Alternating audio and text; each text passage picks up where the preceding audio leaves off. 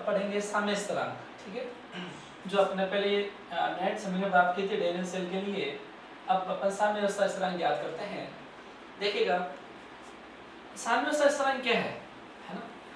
जैसे मान लो मैंने कह दिया कि जैसे जो आपका डेनियल सेल है, डेनियल सेल में आपके जिंक की रॉड है वो आपके पिघल रही है, ठीक है, वो पिघल रही है। तो ऐसे केस में क्या होगा, क्या पिघलती जाएगी, एक समय रुक जाएगी, भले लाइन से तो लगा हुआ है। जैसे मान लीजिए जिंक की रॉड है, उधर कॉपर की रॉड है, तो जिंक की रॉड एक समय के बाद पिघलना धीरे धीरे कम होगा कम होगा कम होगा, एक रुक जाएगी। पिघलना बंद मतलब क्या हुआ, इलेक्ट्रॉन का जाना बंद।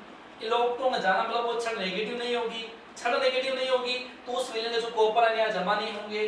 अब कॉपर आयन जमा नहीं होंगे, अब इलेक्ट्रॉन प्रवाह हो नहीं रहा है तो धारा होगा नहीं, तो विभव क्या आ जाएगा, जीरो। क्या आ जाएगा, जीरो। इस अवस्था को जहां दोनों ओर विलयन में आवे जो आपके आयन की सांद्रता स्थिर हो जाती है, इस अवस्था को बोलते हैं साम्य अवस्था। क्या बोलते हैं, साम्य अवस्था।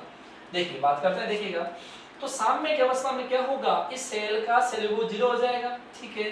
तो साम्य अवस्था पर क्या होगा, साम्य की अवस्था जैसे मान लो मैं कह देता हूं ये जिंक प्लस आपके कॉपर 2 प्लस आयन से आपके ये सामने जिंक आयन और प्लस क्या है, कॉपर, ठीक है, कॉपर, ठीक है। इसके लिए साम्य स्थिरांक कैसे निकालते हैं, कैसे निकालते हैं, जिंक आयन की सांद्रता इनटू कॉपर की सांद्रता अपॉन जिंक की सांद्रता इनटू कॉपर आयन की सांद्रता, ठीक है। अब चूंकि धातु की सांद्रता हमेशा क्या होती है, इकाई होती है, तो कॉपर धातु और ये जिंक धातु की सांद्रता इकाई 1 मोल पर 1 मोल के दो सांद्रता 1 मोल होती है, सांद्रता होती है वो 1 होती है, ठीक है, 1 हम कह दो, ठीक है। तो ऐसे केस में Kc बराबर क्या हो जाएगा, zinc ion upon copper ion, zinc ion upon copper ion.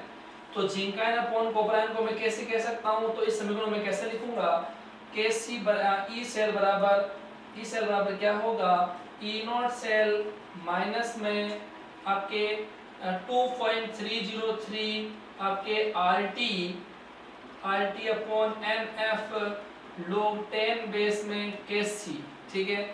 मैंने वापस इसके मान को उसमें तब्दील कर दिया, ठीक है।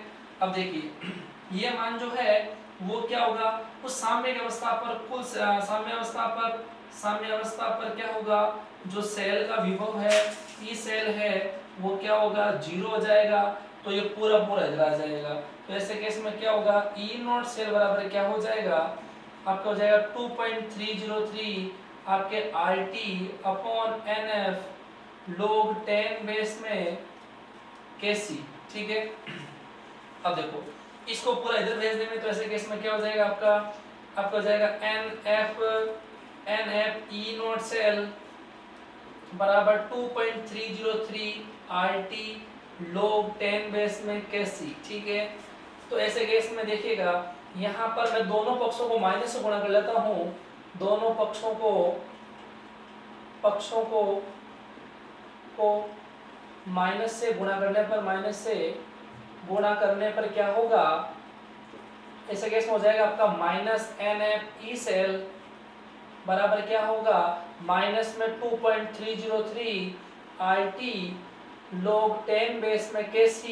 अब ये पूरा क्या होता है, डेल्टा G, क्या होता है, डेल्टा G। चूंकि ये नॉट है तो ये डेल्टा G नॉट हो जाएगा। इसे बोलेंगे मानक गिब्स मुक्त ऊर्जा परिवर्तन, इसे क्या बोलेंगे, मानक गिब्स मुक्त ऊर्जा परिवर्तन बराबर क्या होगा, माइनस में 2.303 RT log 10 बेस में Kc।